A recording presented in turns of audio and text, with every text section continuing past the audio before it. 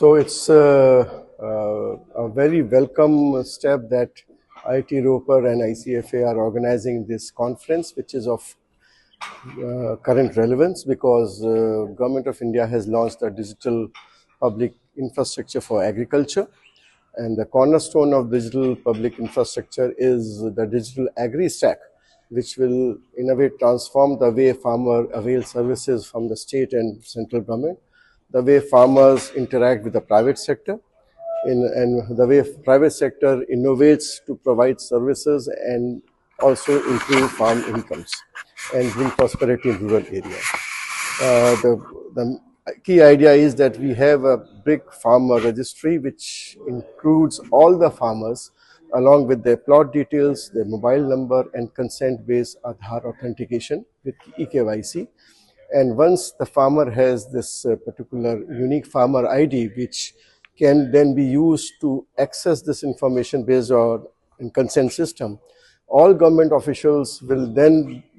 be able to get the authentic data before giving the services, and the farmer will not be able to required to go to any government office to get authentic records which otherwise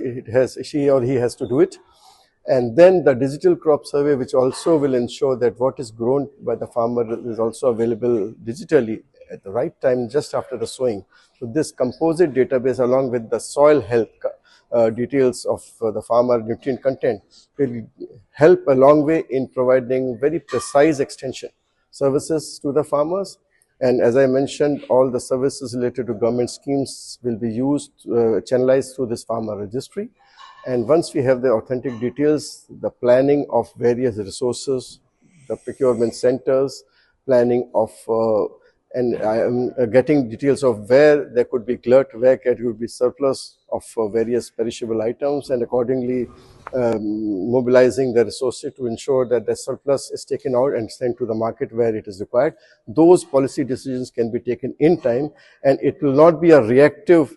action by the government, but it will be a proactive action, knowing fully well much beforehand what could be the situation arising, because we have all this data in time. So this is how we will transform it as a policymaker also, and also the farmers.